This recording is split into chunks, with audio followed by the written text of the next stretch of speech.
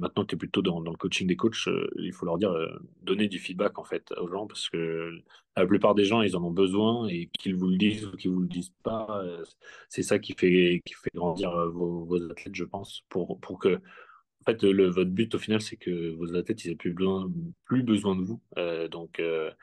Enfin, ils auront toujours besoin de vous parce que comme ça peut les rassurer aussi d'avoir un coach. Mais honnêtement, je pense que moi, c'est grâce à ça que j'ai pu progresser. Je pense que cette autonomie, tu peux en être fier.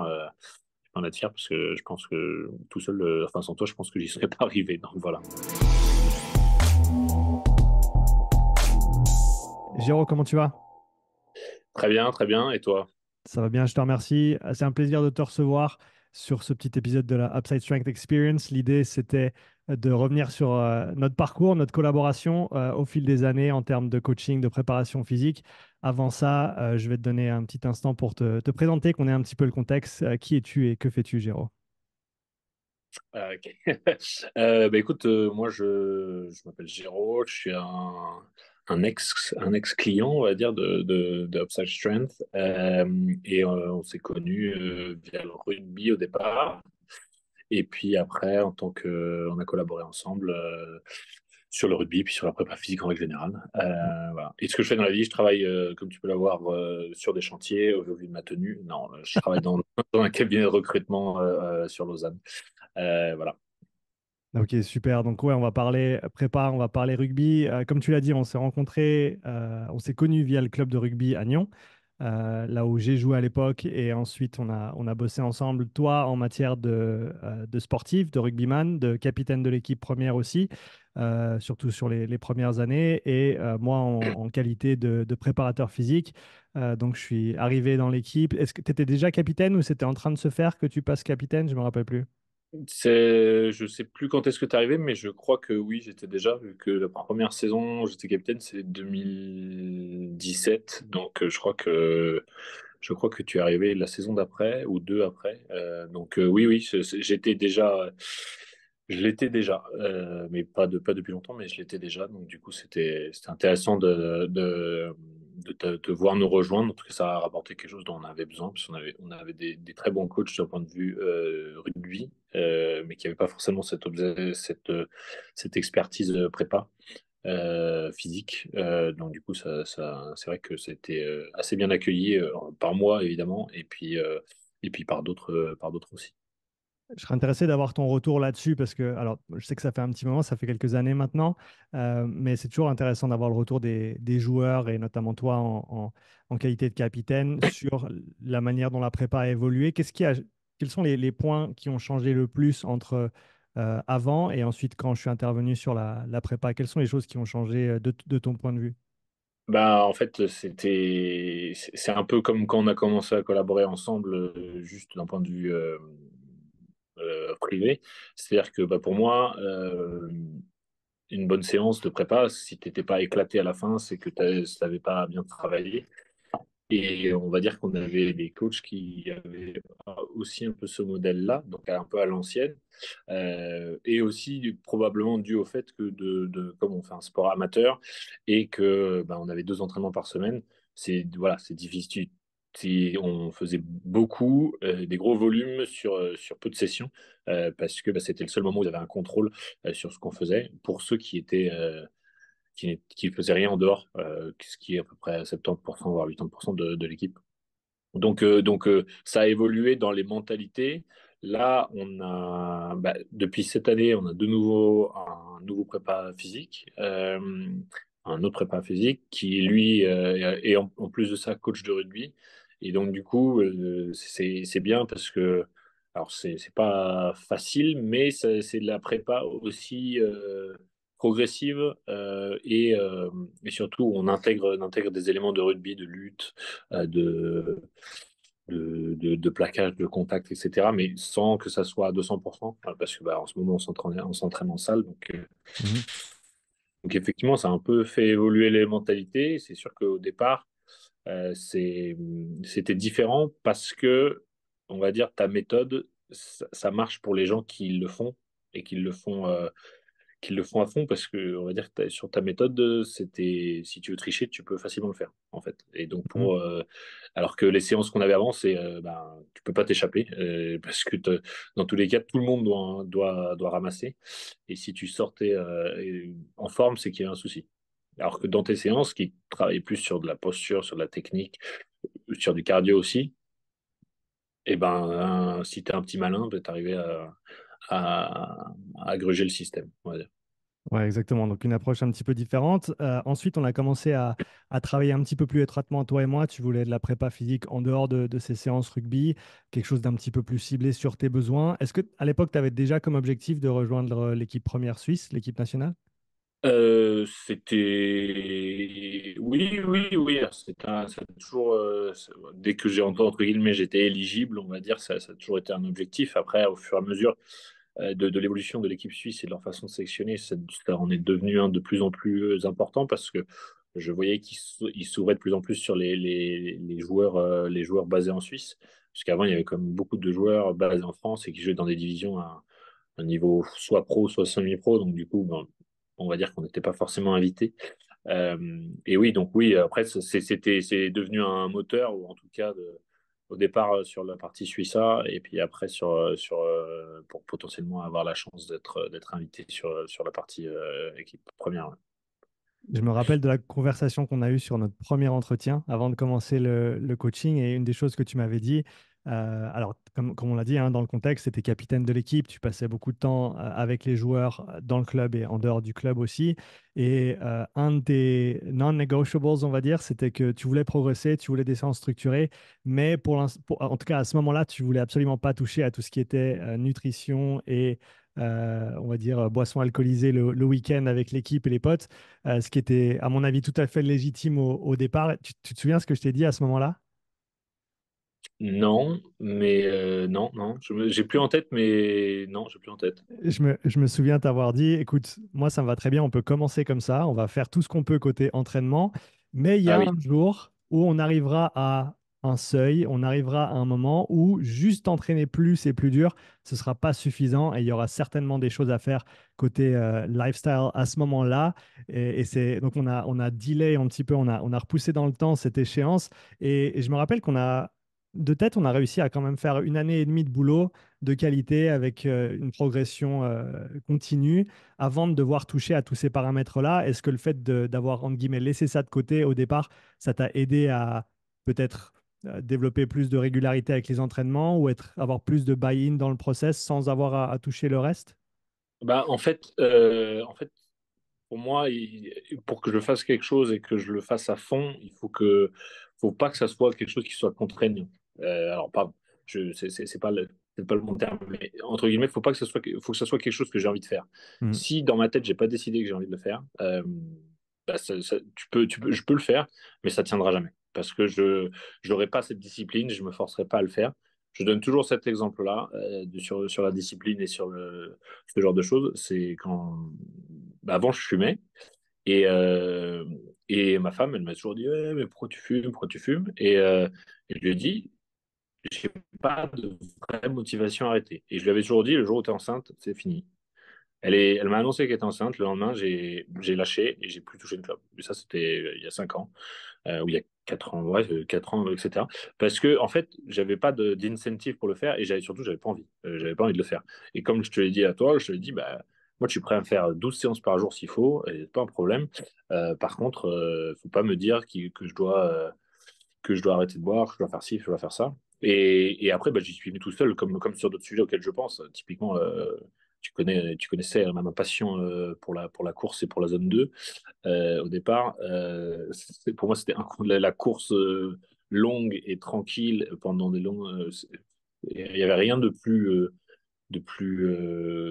de moins attractif au monde pour moi. T'as le Et droit de sauf dire que bah, chiant. maintenant, ouais, c'est ça. Mais maintenant, c'est une façon facile de faire du sport et de mettre voilà, de faire un peu le plein dans la machine, etc. Sans équipement, sans machin. Et alors, peut-être pas jusqu'à prendre du plaisir, mais en tout cas, c'est vrai que c'est un bon moyen voilà, de travailler sans forcément avoir du matériel. Ouais, et donc, c'est deux aspects sur lesquels tu as pas mal évolué, on va dire, depuis qu'on a commencé à bosser ensemble. Le côté basse intensité auquel tu étais un petit peu allergique au départ. Et au fur et à mesure, tu as vu son intérêt et ses bénéfices pour un sportif tel que tu l'es. Et l'aspect nutrition, gestion des calories, etc. Ça, si je me souviens bien, c'était sur une reprise et tu avais peut-être 3 4 kilos à perdre pour être à ton poids de forme. Tu étais bien physiquement, mais tu avais quelques kilos en trop et c'est la première fois que tu as commencé à suivre d'un peu plus près ce que tu faisais. Et ce que j'ai adoré voir sur les années, c'est que on a fait cette première, on va dire, petite sèche bien structurée. Et par la suite, c'est quelque chose que tu as refait 1 à 2 fois par année selon les moments, selon les besoins, et que tu arrives maintenant à bien gérer tout seul. Tu sais quel cadre tu dois te mettre, tu sais à quoi tu dois faire attention. Et c'est quelque chose qui fonctionne de manière assez automatique maintenant. C'est ça, en fait, c'est pareil, typiquement, si tu m'avais dit avant qu'on travaille ensemble qu'il allait falloir que je fasse des régimes et que je surveille ce que je mange, je t'aurais dit allez, merci, au revoir. Sauf que, en fait, avec l'âge, évidemment, tu élimines pas aussi facilement, tu récupères pas pareil, et que, en fait, bah, j'avais pas envie de me dire, je vais pas me faire un régime super strict, et en fait, ce moyen de compter les calories, ça me disait, en fait, je peux prendre tout ce que je veux, sauf que j'ai une limite. En fait, à la fin de la journée, une fois que tu atteins ta limite, voilà. Si tu veux prendre 5 bières dans la journée, tu peux. Sauf que le problème, c'est que tu n'as rien mangé. Donc tu peux, mais. Et donc, ou tu vas manger une dizaine de carottes. Bon, ce qui, une journée, tu peux le faire, mais tu ne vas pas le faire tous les jours, en fait. Euh, et puis parce qu'après, en fait, je le prenais comme un challenge, en fait. Cette histoire de calories, en fait, c'était un challenge. Et à chaque fois, j'essayais de battre des records et de dire je peux mieux faire. Donc, je prenais tout ça comme une espèce de compétition. Et après, effectivement, je le faisais généralement souvent après les fêtes en fait, c'est aussi une période de trêve aussi avec le rugby, donc c'est un bon moyen où on peut avoir peut-être un peu moins d'énergie sur les matchs. Et puis c'est un bon moyen aussi voilà, pour remettre la machine en route. Et après, voilà, aussi des fois pendant l'été, enfin en phase de reprise aussi avec la pré-saison, ce que je fais. Là, je suis un peu moins obsédé par le poids, parce que c'est plutôt des sensations. Avant, j'étais très obsédé par le poids, en disant il faut absolument que je fasse ce poids-là. Maintenant, peu importe, je regarde moins la balance, je regarde plutôt mon état de forme, en fait. Et quand je sens je suis à la ramasse quand je cours, ou en fait, je compare quand je cours en fait, quand je cours en zone 2 et je compare juste les temps et je dis, OK, si tu as rajouté 30 secondes par kilomètre, et que c'est le même niveau d'intensité, c'est qu'il y a clairement quelque chose qui a changé et il y a de fortes chances que ça soit ton poids. Et donc, et là, du coup, c'est le moment où je dis, il faut faire un peu plus d'action, etc. et être plus dans le contrôle de ce que je peux consommer. Et là, je le fais presque naturellement, même sans l'application qu'on utilisait, Mhm. que tu m'avais conseillé à l'époque. Maintenant, je le fais assez naturellement parce que je sais, maintenant, j'ai compris qu'est-ce qui est bas en calories, qu'est-ce qui est haut, qu'est-ce qui, etc., etc., et qu'est-ce que je peux me permettre, qu'est-ce que je peux pas me permettre. Donc voilà. Mais oui, oui, effectivement, ça a été une belle évolution, vis-à-vis de la première conversation qu'on avait eue, effectivement. Et ça, je pense, pour les coachs qui écouteraient cet échange, c'est un point sur lequel je me suis vraiment, entre guillemets, retenu de te dire quoi que ce soit sur le moment. Dans le sens, je t'ai quand même dit, hein, j'ai été ouvert avec toi, je t'ai dit, on peut, mais ça ne durera pas pour toujours et à un moment donné, il faudra faire quelque chose. Et comme tu l'as dit, je pense que si je t'avais forcé à dire non, maintenant, il faut qu'on fasse quelque chose par rapport à ça, par rapport à tes calories en plus, etc., on n'aurait simplement pas bossé ensemble et on n'en serait pas arrivé aujourd'hui où on en est. Donc, peut-être une petite leçon de patience pour les coachs. Des fois, faut choisir ses batailles et ça nous permet de, voilà, de peut-être avoir une autre bataille plus tard, mais au moins on l'aura plutôt que de ne pas l'avoir ou de la perdre d'entrée de jeu. En fait, c'est ça, parce qu'en fait, après, il y a aussi un des plus grands apprentissages lors de notre collaboration, c'est que il n'y a pas de résultat en 3 semaines ou en 3 mois.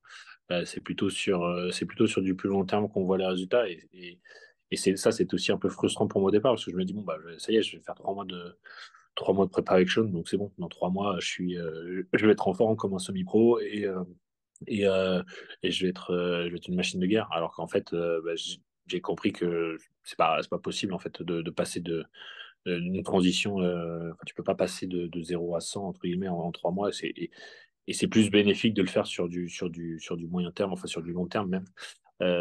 Voilà, parce que maintenant même c'est naturel. Là, tu vois, en ce moment, je fais 3 séances par semaine en plus du rugby, mais je suis pas crevé. Enfin, c'est standard en fait. C'est même, je me sens en manque d'exercice quand je ne fais pas ça, alors qu'avant, si on faisait 2 plus le rugby, j'étais là, j'étais au taquet quoi. Donc et là, D'ailleurs, en plus, ouais, je pourrais en faire plus, mais bon, il y a d'autres éléments dans ma vie qui font que je peux pas passer le week-end à faire des séances de sport, etc. aussi non plus. Voilà. ouais, c'est un des trucs que tu avais dit dans les retours avant le call. Qu'est-ce que tu as retiré de ton expérience? Tu as dit la structure et la discipline et surtout la patience. Tu peux nous parler un peu de ça?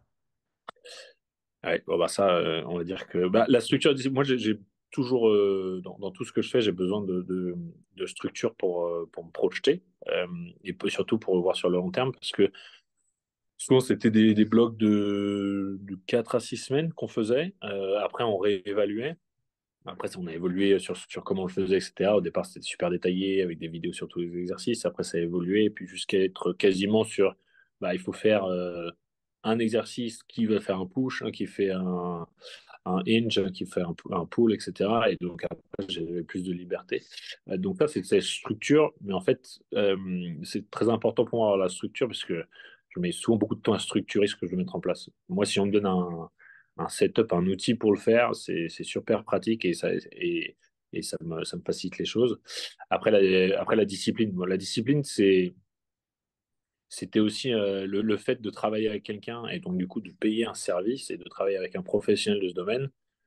Ben, c'est pas comme si tu te dis bon, moi, je vais aller à la salle et en fait, c'était un engagement. Je dis ben en fait, tu dépenses de l'argent donc fais-le quoi.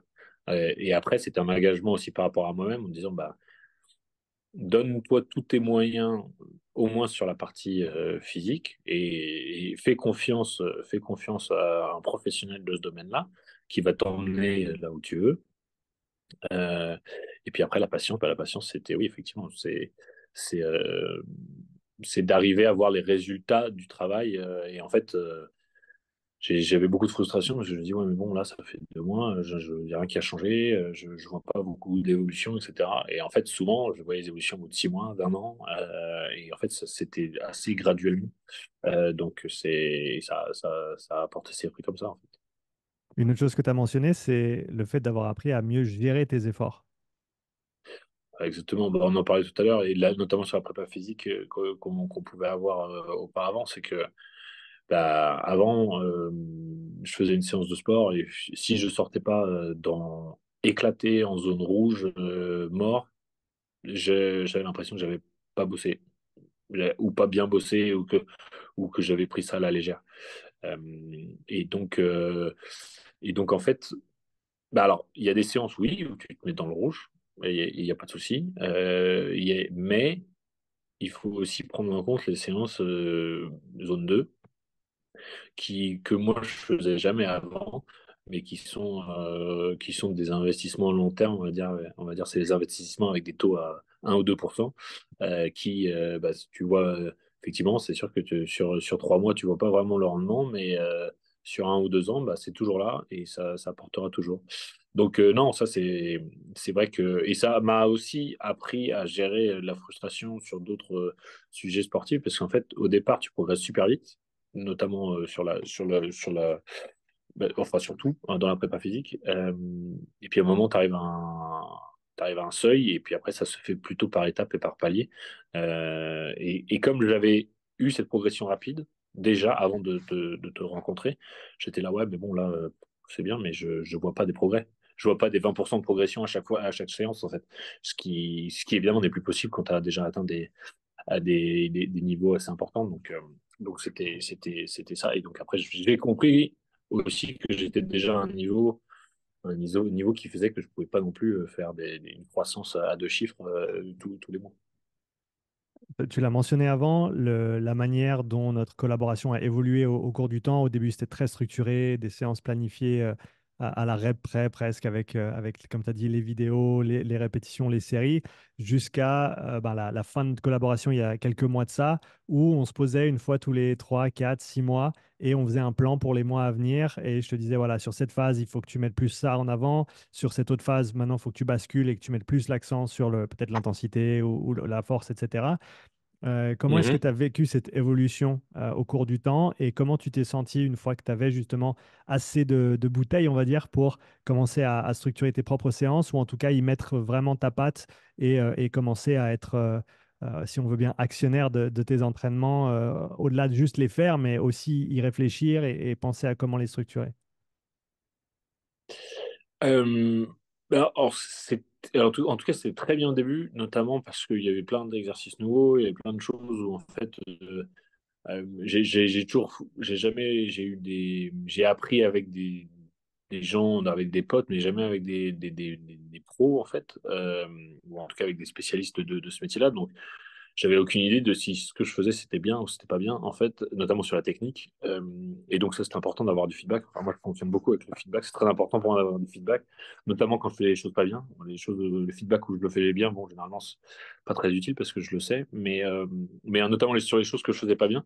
Euh, et donc, du coup, ça, c'était très utile. Et après, bah, évidemment, mais c'était un peu contraignant au début, parce que bah, honnêtement, à chaque fois, tu dois poser ton attel pour faire une vidéo, pour etc., etc., à chaque rep.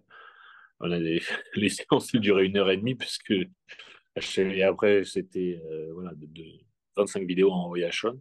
Euh, mais après, c'était bien l'évolution, et après, surtout, on pouvait en discuter, parce que moi, je te dis, écoute, celui-là, cet exercice, en fait, je comprends le bénéfice, mais franchement, il me faut un remplacement parce que je sais pas, j'aime pas le faire ou c'est pas très pratique de le faire dans la salle où je suis. Euh, et puis après, le faire moi-même. Alors, le faire moi-même, ça dépendait des périodes où j'étais, Mm. parce qu'il y a des phases où tu as le travail, où tu as beaucoup de travail, etc. Et en fait, de devoir réfléchir, de devoir le faire moi-même, c'était plus un poids. Mais une fois que tu l'avais fait, tu étais là, tu étais content parce que c'était ta séance, tu la maîtrisais. Euh, mais c'était dur de me réinventer, en fait. C'était un peu ça, de mettre de la variété je faisais un cycle de 4 semaines, de 5 semaines, et après, quand je devais changer, en fait, je manquais un peu d'imagination sur comment je garde la séance intéressante et stimulante, parce que souvent, en fait, tu regardes la séance, tu dis, ah, trop bien, on va faire ça, on va faire ci, et puis des fois, tu dis, ah, encore ça. Bon, mais tu te dis, donc tu vas le faire une fois que tu es dedans, mais des fois, pour se motiver, c'est plus dur.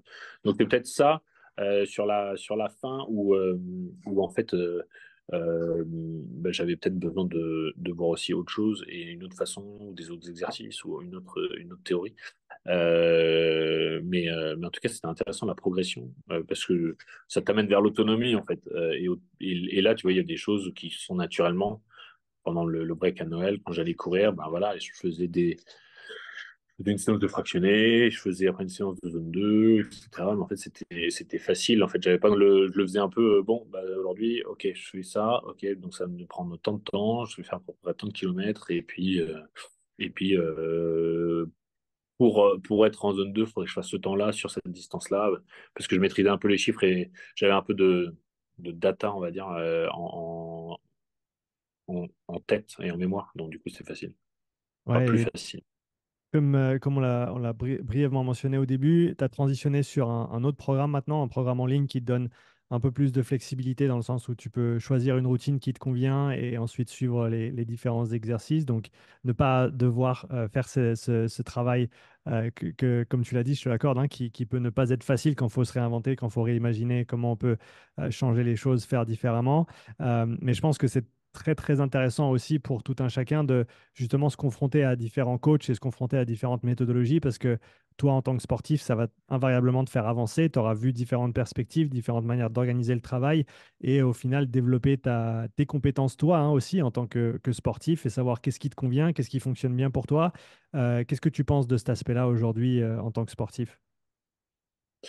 Bah écoute, là, ça fait. J'ai commencé au mois de novembre sur cette plateforme-là. Donc, autant il y a plein de trucs qui sont bien, avec notamment des aspects digitaux et assez modernes, avec des vidéos qui t'expliquent tout, etc.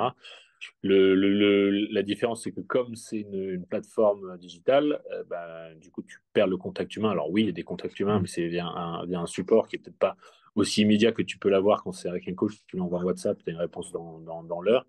Euh, Après, c'est une façon différente. Effectivement, c'est toujours intéressant de voir d'autres façons de travailler.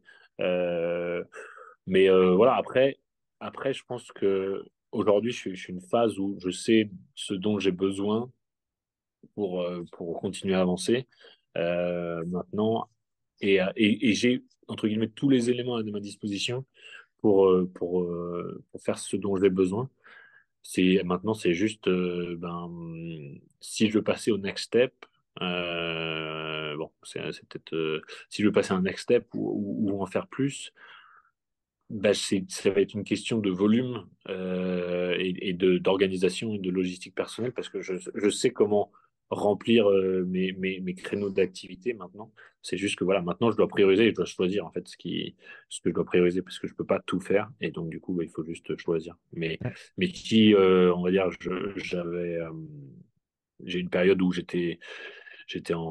travaillais pas pendant quelques mois là. Là du coup, je pouvais faire tout ce que je voulais. Et là, c'était top. C'est probablement la période où j'étais le plus en forme, mais évidemment. Mais du coup, voilà, quand tu as un travail de 8 heures à 18 heures, c'est difficile aussi et en plus, quand tu rentres à la maison, un autre travail, c'est difficile voilà, de faire des doubles séances par jour, ce genre de choses. Donc voilà, c'est juste après une question d'organisation de logistique qui rentre en compte. Ouais, très important, comme tu l'as dit. On peut faire tous les entraînements qu'on veut. Si derrière, on ne peut pas en récupérer et on n'arrive pas à le placer de manière cohérente dans l'emploi du temps, ça ne tient pas la route longtemps. Et ben, cerise sur le gâteau, l'année dernière, c'est juste l'année dernière, première sélection en équipe nationale, ou c'était déjà l'année d'avant? Non, c'est 2023, c'est ça. C'est ça, hein, ouais. Alors après, j'avais été invité ce qu'ils appellent les centres élites. Mhm. C'est en fait où ils invitent tous les joueurs qui sont éligibles à l'équipe suisse et qui sont basés en Suisse, alors, pour la plupart basés en Suisse, euh, à des centres d'entraînement. Donc j'avais pu y participer. Et j'avais été dans la liste élargie pour le match contre l'Ukraine, mais je n'avais pas été pris. J'étais dans la liste élargie pour le match contre la Croatie. Et au départ, je ne devais pas être pris jusqu'à ce qu'en fait, il y ait eu un blessé de dernière minute. Et donc, du coup, ils m'ont rappelé. Et effectivement, c'est avec plaisir que j'ai pu partir avec l'équipe en Croatie pour le dernier match de la saison. Et j'ai pu participer à cette victoire en Croatie. Je n'ai pas joué longtemps, mais j'ai joué une dizaine de minutes. Mais c'est déjà ouais, une super expérience. Une super expérience voilà. C'était un peu un objectif de longue date. On en avait parlé, et là, quand ça arrive, c'est vrai que c'est très plaisant même. Vu que tu as réussi à atteindre cet objectif que tu t'étais fixé, comme tu l'as dit, il y a des années de ça maintenant, ça fait longtemps que tu y travailles. Pour quelqu'un qui aurait des objectifs similaires ou comparables, qui vont peut-être prendre quelques années à se manifester concrètement, quel conseil tu pourrais donner à ces personnes-là pour peut-être avoir la patience de faire tout ce qu'il faut jusqu'à ce que le jour soit le bon? J'ai envie de dire un truc un peu bateau, mais faut pas lâcher. Et en fait, c'est surtout très important de comprendre il y a les choses que tu peux contrôler et les choses que tu peux pas contrôler. Et donc, je me suis dit que moi, j'allais faire le maximum sur ce que je pouvais contrôler. Donc, c'est-à-dire, mon travail sur le physique, mes performances en club, et puis que, voilà, un jour, en fait, moi, au départ, je voulais simplement juste qu'on me donne une chance pour faire ces camps d'entraînement. Et après, voilà, c'était à moi de faire le max sur ces camps d'entraînement pour être repéré. Euh, et en fait, il faut surtout se dire que soit c'est des objectifs soit il faut adapter les objectifs s'ils sont juste pas réalisables. Typiquement, moi je te dis, jouer en équipe de France de rugby, mais c'est pas possible. Ça n'arrivera pas. Si maintenant mon objectif c'est de pouvoir avoir une deuxième sélection ou être réinvité dans le groupe. Voilà. Et donc ça, je continue à travailler dessus. Euh, et en fait, le plus important, je dirais, c'est peut-être de se fixer des objectifs qui sont atteignables et de se mettre des étapes. Comme ça te donne un sentiment de réussite au fur et à mesure. Et puis dès que tu as gravi une étape, bah, tu peux aller chercher un step au-dessus, un step au-dessus, un step au-dessus. Plutôt que peut-être se dire un objectif final, et c'est peut-être ça mon erreur à la base, c'est de me mettre un objectif qui était très, très loin de ce que je pouvais faire au départ, et puis au final que j'ai réussi à atteindre, mais bah, vu le temps que j'ai mis pour l'atteindre, bah, peut-être que j'aurais dû me dire, bah, il faut peut-être viser ça en premier, etc., etc. Parce que ça amenait à chaque fois beaucoup de frustration quand je voyais que j'étais pas invité. Donc voilà. Je pense que c'est un très bon conseil. Prendre les grands objectifs et les casser en petits morceaux pour avoir des petits paliers sur lesquels on peut se repérer plutôt qu'avoir ce mur devant soi qui semble impossible à surmonter. Je pense que c'est un très très bon conseil. Bon, en tout cas, Géraud, de toute façon, on reste en contact, hein. On habite dans la même ville, on se croise pour un Oui. café de temps en temps, mais je tenais à te dire que ça a été vraiment un plaisir de collaborer avec toi toutes ces années, que ce soit via le club, via notre aventure de coaching sur toutes ces années. Et voilà, juste un grand merci à toi pour ce travail. Bravo aussi hein, pour les objectifs que tu as atteints, tout le travail que tu as effectué, que tu effectues encore et les progrès que tu as pu voir. En tout cas, ça a été chouette de pouvoir partager ça avec toi. Ouais, ouais, bah merci, merci à toi aussi. C'était bah, j'ai pu beaucoup progresser sur notamment la façon de voir l'entraînement et les apports et surtout sur le moyen et le long terme. Bon, après on en a parlé pendant cet échange, mais et je pense te l'avoir assez dit, mais honnêtement, c'était vraiment très bénéfique pour moi. Et puis surtout, cette capacité d'avoir du retour et de l'échange, en fait, parce que ça, c'est vraiment quelque chose qui est le plus important. Enfin, si j'ai maintenant que tu es plutôt dans le coaching des coachs, il faut leur dire, donner du feedback, en fait, aux gens, parce que la plupart des gens, ils en ont besoin, et qu'ils vous le disent ou qu'ils vous le disent pas, c'est ça qui fait grandir vos athlètes, je pense, pour que en fait, votre but au final, c'est que vos athlètes, ils aient plus besoin de vous. Enfin, ils auront toujours besoin de vous parce que comme ça peut les rassurer aussi d'avoir un coach. Mais honnêtement, je pense que moi, c'est grâce à ça que j'ai pu progresser. Je pense que cette autonomie, tu peux en être fier. Tu peux en être fier parce que je pense que tout seul, enfin, sans toi, je pense que j'y serais pas arrivé. Donc voilà. Ah, c'est super à entendre. Je pense que, je le dis toujours, hein, c'est un très très mauvais business model pour les coachs. Mais au final, si on veut faire notre job correctement, à mon avis, c'est la seule manière de le faire bien. Et je finis avec une petite citation que j'aime bien utiliser. Il faut traiter tes sportifs, tes athlètes, tes clients. Pardon, il faut les entraîner de manière à ce qu'ils puissent faire tout en autonomie, mais il faut les traiter de telle manière à ce qu'ils ne veuillent jamais partir. C'est un petit peu les deux côtés de la pièce, mais je pense que Exactement. en encourageant nos sportifs à aller vers l'autonomie, voilà, on enseigne à quelqu'un à pêcher plutôt que de lui donner du poisson tous les jours. Et ça, sur le long terme, ça a beaucoup de sens. Merci pour ton temps. C'était un plaisir d'échanger avec toi, d'avoir ce petit retour sur ces années de collaboration. Et puis, bah, écoute, je me réjouis de te voir pour un café prochainement et d'entendre tes prochaines aventures avec, on l'espère, l'équipe nationale suisse. Et quoi qu'il arrive, reste en forme, continue à t'amuser, à prendre du plaisir avec tes activités sportives. Merci. Bon après-midi. Ciao, ciao. Merci, Géraud.